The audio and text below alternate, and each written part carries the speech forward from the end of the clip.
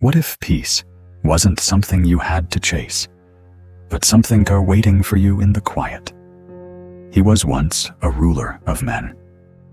Now he walks barefoot through the silence of memory, a garden that whispers a library, that remembers a bath that forgives, and a rooftop where the moon listens. This is not just a bedtime story. It's a return to presence, to love, to everything that was never lost, only waiting. The sun had begun its gentle descent, brushing the hills with strokes of amber and gold. At the edge of the countryside, where the air was cleaner and silence held a certain sacredness, an old man named Julian stepped barefoot onto the warm flagstones of his villa. He no longer wore the robe of office, no longer carried the burden of ruling. Yet something in his chest still carried the echoes of responsibility, like the fading toll of a distant bell. The villa wasn't lavish. No marble pillars or jeweled archways. It was simple, crafted of weathered stone and wood that had absorbed decades of sunshine. But it was here, and only here, that Julian could hear his own heart again. He paused at the garden gate, fingertips grazing the ivy-covered arch. A breeze passed through, carrying the scent of lavender earth and pine. It smelled like memory. With a breath deeper than he'd taken in days, he stepped into the whispering garden, a name given not for legend, but for truth.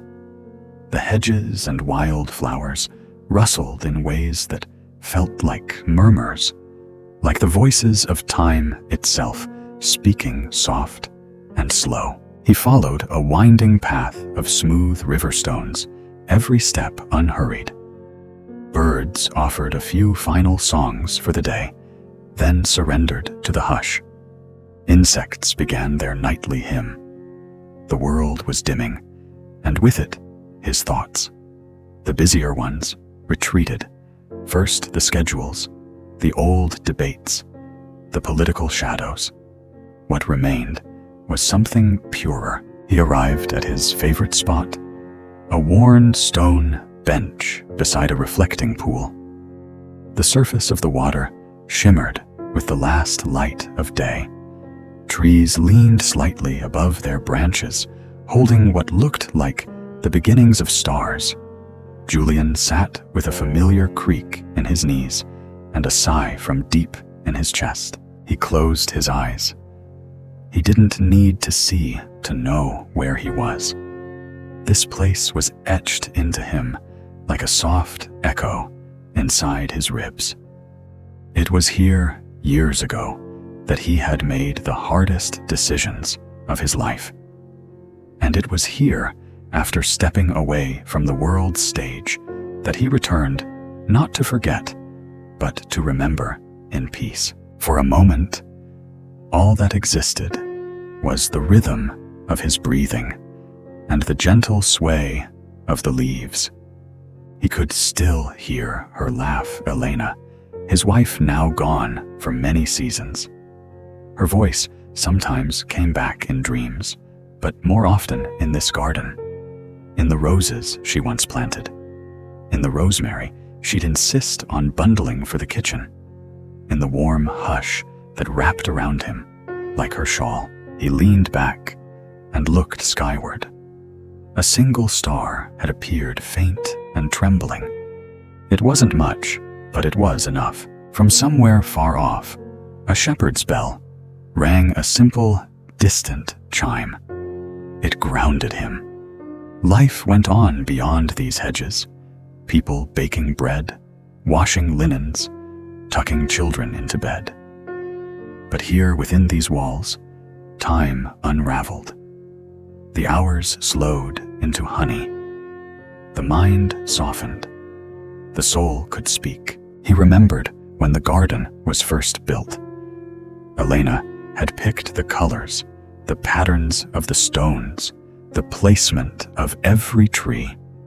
Let it be a place Or even your silence feels like music, she'd said.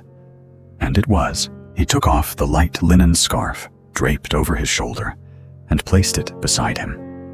There was a slight chill creeping in with the dusk, but he welcomed it. It made him feel present, real, in this sacred in-between moment. No longer day, not quite night. He murmured something under his breath. Not a prayer, exactly, more a promise that he would keep returning, that he wouldn't let the world's noise steal this again, that even though so much had changed, this quiet would remain. A nearby olive tree let go of a single leaf. It drifted through the air before landing softly on the pool. Circles rippled outward. He watched them fade. Julian closed his eyes once more. He did not sleep, but something within him rested. Something that hadn't rested in a long time. The evening deepened as Julian rose slowly from the garden bench. His joints complained, but his heart was light. He gathered his scarf, brushing off a stray leaf, and turned toward the villa's inner corridor. The stone path shimmered with dew now catching the silver hints of a rising moon. The hush of the night had fully settled in, wrapping everything in velvet stillness. A flickering lantern awaited him near the entry arch. He lit it carefully, shielding the flame with one hand, and carried it down the long, narrow hallway, lined with old mosaics. The corridor ended at a cedar door, heavy but familiar.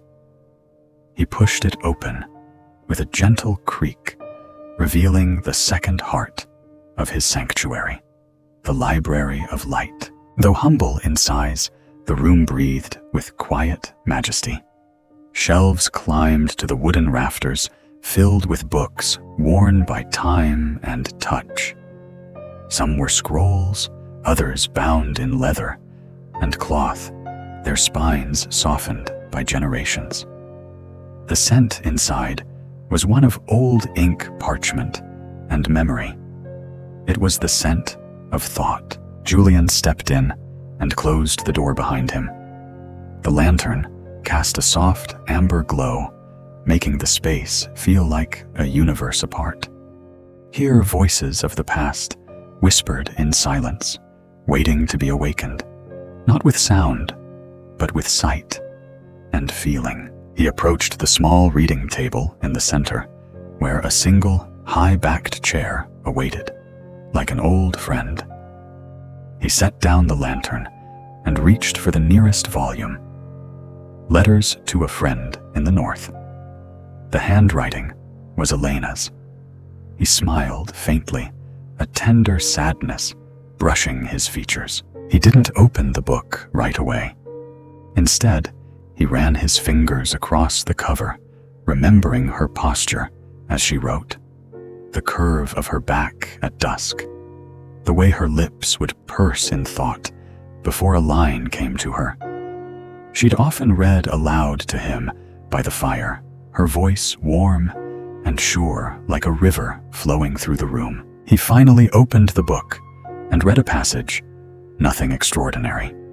Just a note about the weather in the Northlands and a recipe she was perfecting. But it carried weight. Words written with love always do. Across the room, the fireplace remained unused. Julian decided to change that. He crouched slowly, adding small logs and striking a flint. The first crackle broke the silence like a soft laugh. Soon, flames danced. Shadows began to shift on the ceiling, like memories waking from slumber. He sank into the chair, the fire warming his legs, and let the room speak. There were books here he hadn't touched in decades. Philosophy from his youth, history he once recited to young courtiers, even poetry he had once written, but never dared share. The titles called to him gently, not demanding attention, but offering quiet companionship. He stood and scanned the shelves until his hand paused at a small red volume, The Winds Before Rain. His own writing, a collection of meditations penned during his first year away from the capital. Back then, every word felt raw, like peeling back old armor. He opened to a random page. I wonder if silence has memory, if the stones beneath my feet recall the weight of every step. If so, I hope they remember me kindly, not as a ruler, but as a man who finally listened. He swallowed hard. It was strange to read himself through the lens of age. He was no longer the same man who wrote those words, and yet he was. He returned to the chair and read aloud slowly, gently, his voice blending with the soft crackle of firewood. Each sentence felt like a bridge connecting who he had been with who he had become. Eventually, he set the book down and leaned back, his eyes lifted toward the high window where the stars had begun to bloom across the sky. A familiar stillness wrapped around him, again, not empty, but full of breath, warmth, memory, and meaning. He looked once more at Elena's book on the table. He picked it up and pressed it gently to his chest. For a few minutes, he didn't think, didn't read, didn't move. He simply held. Time passed unnoticed. That was the gift of this place. And in that quiet, a thought came, not spoken, not urgent, just present. That peace is not the absence of memory or grief, but the presence of love in their company. That maybe every night didn't need to be quiet to be restful. Sometimes it needed to be filled with soft voices from the past, voices carried by firelight, bound in pages, and living still. Julian rose slowly. The fire had settled into a glow. He returned the books carefully, giving them a light tap on the spine, as if in gratitude. Then he picked up the lantern and walked toward the door, casting one last look at the library before stepping back into the stone corridor. The villa was waiting. The night still had more to give. Julian moved quietly down the corridor, the lantern's glow trailing behind him like a comet's tail. The stone beneath his feet had cooled, absorbing the hush of nightfall. Ahead was a wide wooden door, arched in cedar and iron, simple yet ancient. He touched it with reverence. This was the room he entered only on nights when the ache reached deeper than the bones. Tonight was one of those nights. He pushed open the door to the baths of remembrance. The air inside was warm and fragrant, scented with steam sandalwood and faint traces of sage. A shallow pool shimmered in the center, carved directly into the stone floor, its edges smoothed by time and use. Gentle candlelight flickered from sconces along the wall, their reflections dancing upon the water, like spirits waiting to be remembered. Julian disrobed slowly, folding his linen carefully, as if preparing an offering. Naked now, not just in body, but in memory, he stepped into the bath. The warmth enveloped him at once, and he exhaled, as though shedding more than just the chill. Muscles softened, breath deepened. The stillness wrapped around him, not like silence, but like a hum too low to hear. He lowered himself into the water until only his shoulders and head remained above the surface. He leaned back, resting against the curved edge, and closed his eyes. Images came not summoned, but welcome. His father's hands, worn and calloused, teaching him how to polish a sword, not for war, but for discipline. The laughter of his childhood friend Lucian echoing through the fields on summer days. The way Elena used to hum while pouring olive oil into a pan, as if every meal were a sacred act. The water didn't erase these things. It revealed them softly, kindly. He dipped his hands beneath the surface and brought them to his face, letting the warmth run down his cheeks like tears. It reminded him of nights long ago when he wept in private after long days of public strength. There had been wars, there had been losses, there had been victories that tasted of ash, but there had also been quiet joys, mornings with fresh bread and sweet figs, evenings with music drifting from the garden as servants danced when they thought no one watched, letters from his daughter, brief, clumsy, and perfect, her tiny hand pressing into his palm before her voice ever knew the word Papa. He smiled through a breath that caught in his throat. How strange it was that joy and sorrow could share the same space within him, like twin reflections in this steaming pool. Above him, the domed ceiling opened to the sky. A circular skylight framed a crescent moon, white and calm. Julian stared up at it, letting the stillness deepen. He wondered if the moon remembered all those who had once gazed at it from this very place. Had they too sought something in its silver eye, a whisper, a blessing, a release? He dipped beneath the surface, holding his breath. The water muted everything. The crackle of candles, the night wind, even his thoughts. All that existed was the sensation of surrender, of letting go. When he rose again, the world greeted him gently. The candles still burned. The air still smelled of herbs. But something inside had shifted, however slightly. He moved to the edge, retrieved a small dish of salt and oil, and began to scrub his arms with deliberate care. Not for cleanliness, for remembrance. Each stroke was a return to the skin he lived in, to the body that had carried him through battles, through longing, through love. He whispered softly to himself. A ritual, a recognition. You have walked far. You have not broken.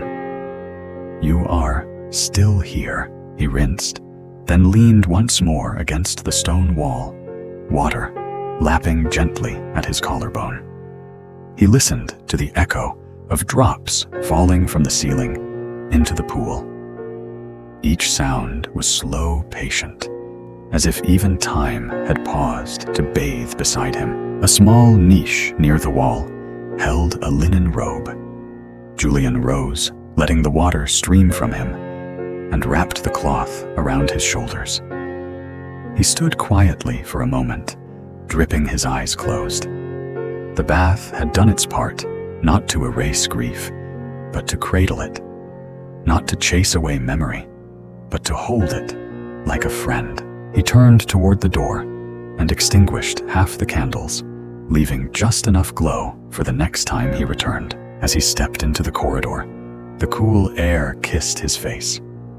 But this time, he didn't shiver. Julian climbed the narrow staircase slowly, one hand trailing the stone wall, the other holding the lantern close to his chest. Each step upward was accompanied by the steady sound of breath his own, and that of the wind outside, whistling faintly through small carved vents in the tower walls. The air here smelled different, thinner, cooler, edged with mountain pine and sky. He had not visited the observatory in many months, Yet the rhythm of the climb felt familiar, like returning to a prayer, long left unspoken. At the top, the spiral stair gave way to a round wooden door. It opened easily. The hinges, cared for by his steward long ago, still held their voice. He stepped into the high stone chamber, crowned with a domed roof that opened to the stars. The ceiling had been designed with panels that could part on clear nights, revealing the velvet canopy beyond. Tonight, those panels were already open, and beyond them, infinity. Julian stood silently for a long moment. He needed no telescope tonight. The naked eye, humbled before such vastness, was enough. Stars scattered in every direction. Some blinked gently, others flared bold and bright. The sky had never looked more alive or more still. He moved toward the balcony ledge and set down the lantern. The light seemed almost unnecessary now. Moonlight bathed everything in silver.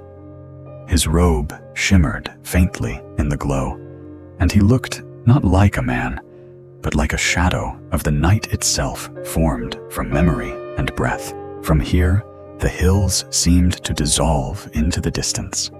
The forests beyond the villa blurred into one great sleeping shape. Somewhere far away, wolves might have been calling. But all Julian heard was the low hum of the earth and the stars humming above it. He leaned forward, resting his arms on the stone rail. He stared upward, eyes searching for familiar constellations, companions from youth. There was the Archer, the constellation he used to trace for his daughter when she was small, her head cradled in his lap under a blanket. There was the Lyre, which Elena once swore looked like her harp, and then the Crown, a circlet of stars that always made his chest tighten. It reminded him of the life he had once lived, the power, the decisions, the weight. It had looked different then, bright, firm, precise. Tonight, it looked softer, almost kind. Julian let out a breath he hadn't known he was holding. It was a strange sensation to look at the stars and not seek answers, just presence. He wasn't searching the skies for omens anymore. He wasn't praying for signs. He was simply being in their company. He reached beside the lantern and retrieved a small object from beneath the ledge, a brass astrolabe, long unused. He ran his fingers along the engraved lines, remembering the feel of it from younger days, when he thought mapping the heavens might offer him control over fate. He chuckled quietly. How young he had been. Now the stars no longer felt like secrets to be solved. They were witnesses, eternal, watchful, compassionate. They had seen every emperor rise and fall. They had watched over lovers whispering their last words, over soldiers digging trenches, over children being born in silence and in song. And now they watched over him. He sat on the cold stone floor, drawing the robe tighter around his shoulders. The quiet here was not empty. It was full of echoes, of unseen movements, of thoughts long forgotten, returning home. He closed his eyes, and in the stillness, he felt it, that old ache of longing. But it didn't hurt the way it used to. It had softened into something sacred. He remembered Elena's voice. The stars don't answer, Julian. They listen. That's their gift. He smiled. She had always known what mattered. He whispered into the air. I'm still listening too. And he was.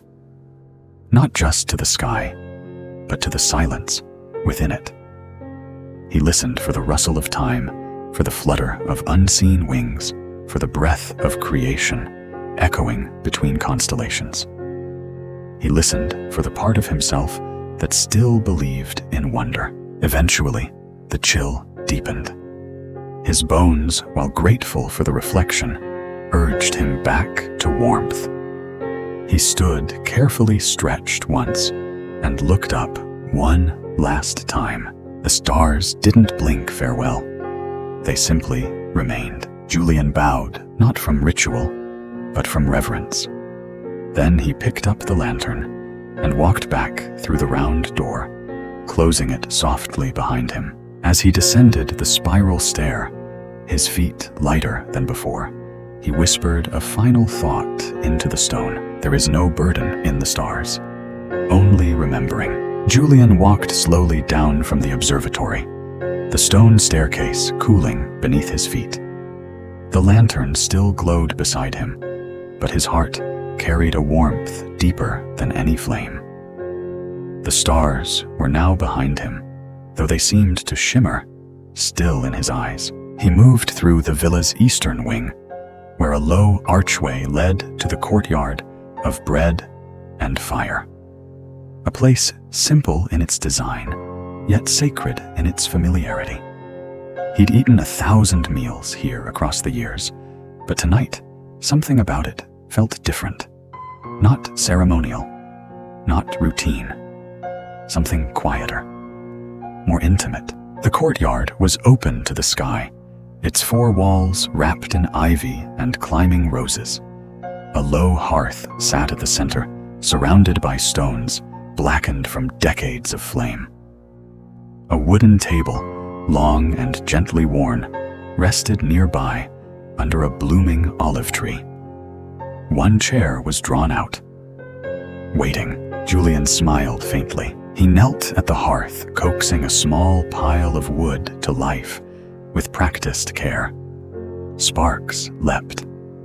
Flame bloomed. The fire crackled into being, like an old friend, clearing his throat before telling a story. Soon the warmth stretched across the courtyard, brushing the vines, flickering over the edges of the table.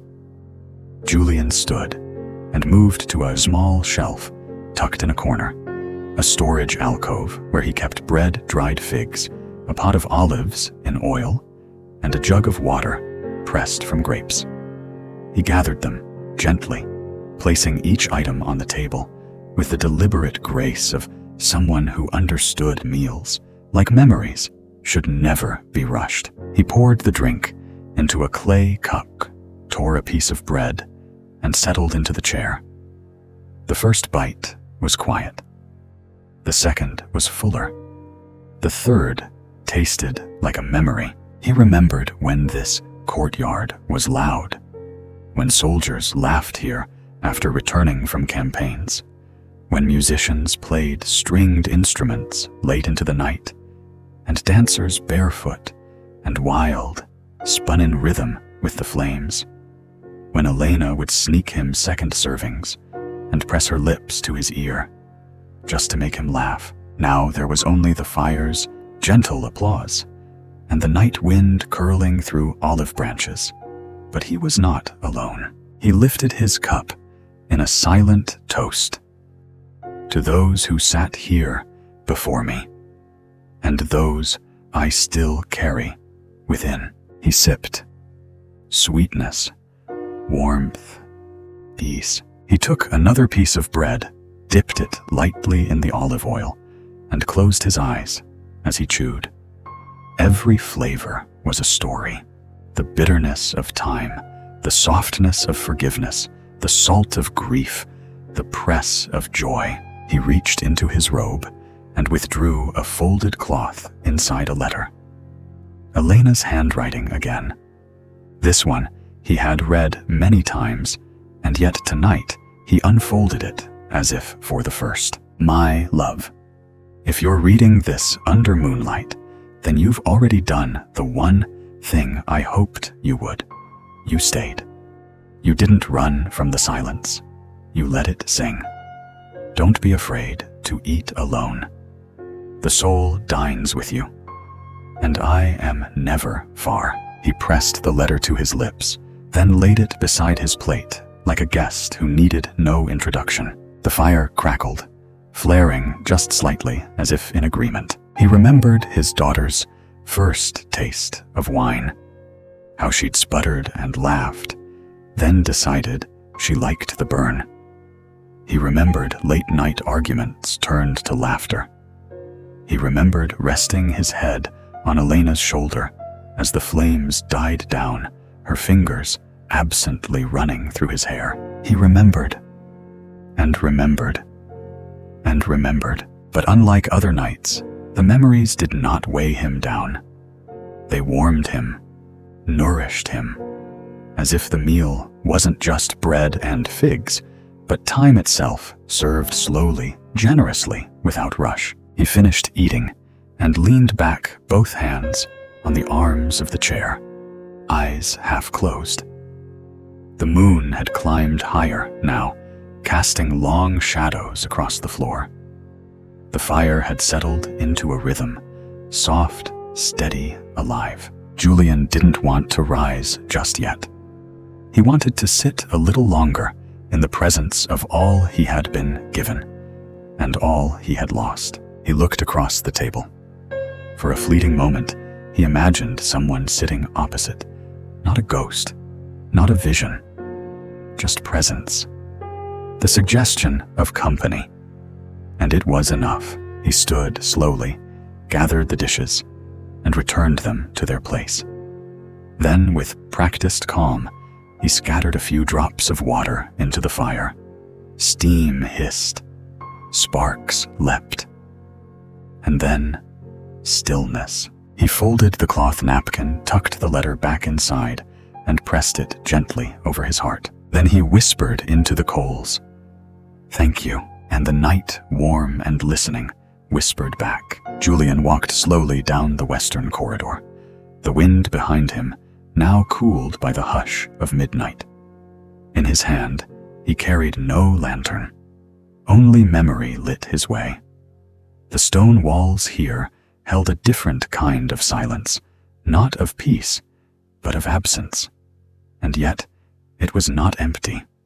It was full of what had once been. This was the guest wing, a stretch of rooms built for visiting philosophers, generals, poets, and friends from lands far and near. Once these doors had opened wide to welcome laughter, debate, music, and warmth. Now they remained closed, quiet, respectful, holding on to shadows. Julian passed the first door on his left and paused. Room of Caius, his old friend from the northern provinces, a man who loved riddles, olives soaked in garlic, and arguing about the stars. Julian smiled.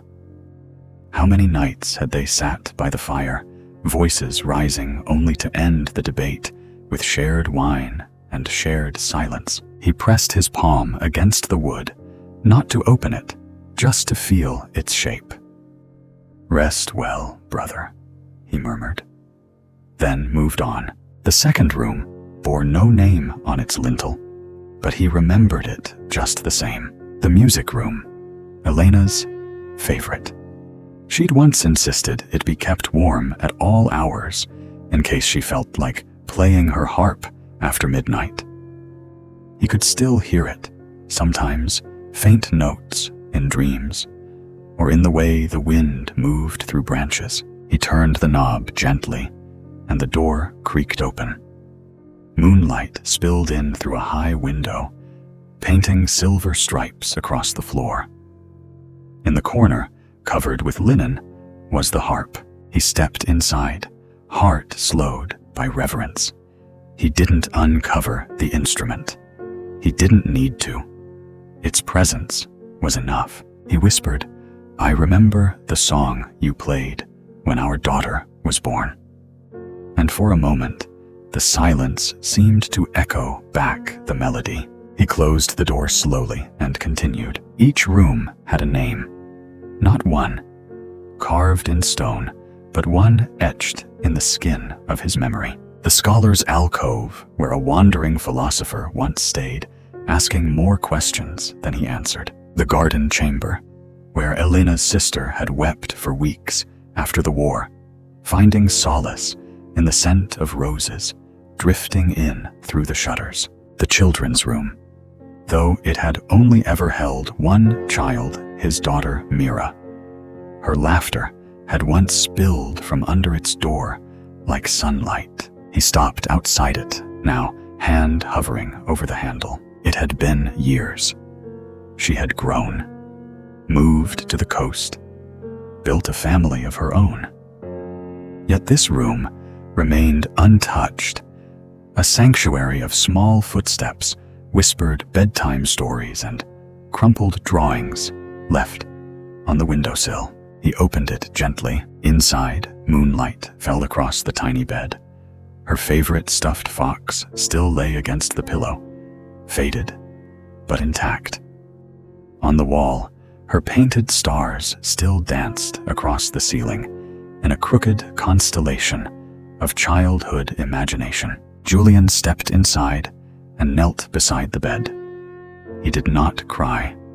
He smiled a quiet, aching smile that held more than words ever could. He whispered, "You're always here, little one." He lingered there for some time, unsure if minutes or hours passed. Time in this wing obeyed a different rhythm, one tuned to memory, not clocks. Eventually, he rose, kissed the wooden frame of the bed, as he once kissed her forehead, and closed the door behind him. He walked now, with even slower steps. The final door was at the end of the corridor.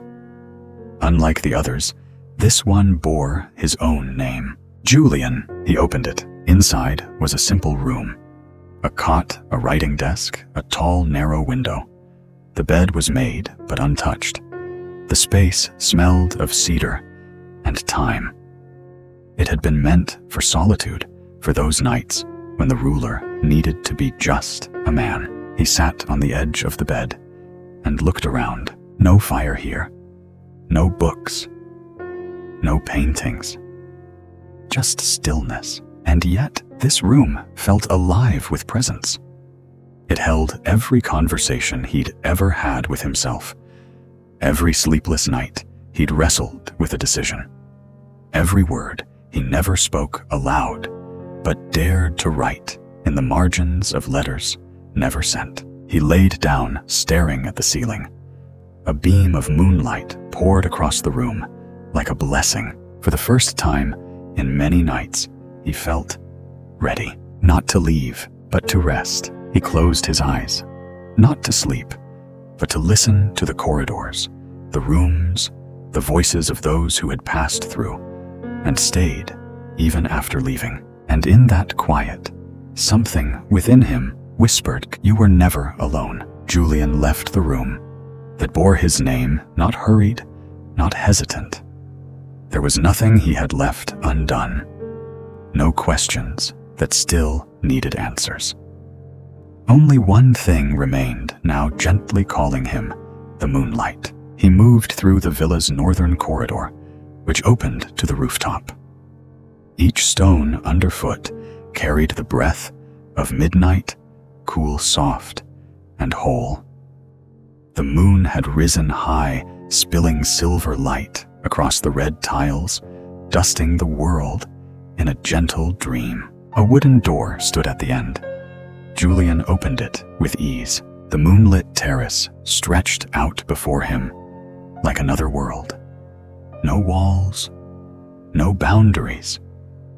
Just a stone floor under the open sky, wide and quiet, with a single wooden chair set in the center, waiting. The wind passed through, not cold, not sharp, just enough to stir the hem of his robe. Below, he could hear the faint rustle of the trees, like a final whisper from the garden. From here, Julian could see everything.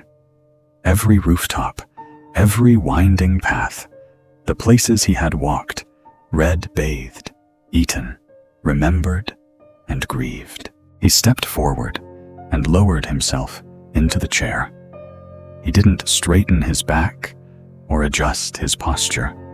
He simply sat as himself, old, at peace, present. The moon shone full and round above him.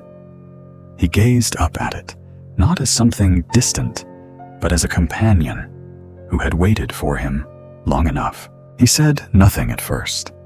There was no need. The moon understood, and so did he. In his youth, he had believed peace was something to conquer, something to reach, something to achieve. But now, he knew peace does not come when you win against life. It comes when you stop fighting yourself. Julian took a deep breath. The wind carried with it the scent of lavender from the garden below. He saw Elena, in his mind, gathering the herbs. Her sleeves rolled, her soft eyes smiling. He imagined calling her name, but there was no need. She was already here. He remembered her words. When the moon is full, don't speak. Just sit, and I'll come. And he believed she had, not in form, not in voice, but in feeling, in presence, in the warm stillness that filled the air, in the small crack in his soul that quietly closed. Julian looked down at his hands, resting in his lap, wrinkled, fragile, but still the same hands that had written love letters, held a newborn, and reached for another's hand in sacred vow. He touched his chest, where his heart still beat, slow, steady, unhurried, no longer racing for anything. He whispered, not to anyone in particular, but perhaps to everyone. The road no longer needs to stretch farther. This place, this moment, is enough. He tilted his head skyward, eyes half closed. The moonlight wasn't harsh. It cradled him. Somewhere in the forest, an owl called. Not frightening, just a reminder that the night was alive. From above, the villa looked like a map of memory. Each space he had walked now lit up in his mind like stars. Not because they were grand, but because he had truly lived in them. And now he was living in this one fully. He placed a hand on his chest and exhaled, not from weariness, but from gratitude. Each breath was its own hymn. A tear slipped from one eye, carving a path down his cheek, not from sorrow, but from something even greater. Wholeness. He murmured, I have loved. I have lost. I have remembered. I have forgiven. And then softer still, and I have returned. He did not rise from the chair, nor did he plan to.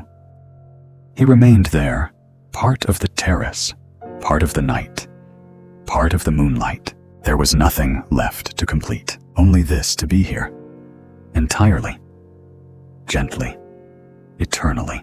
If you're still here, then perhaps your soul needed this quiet too.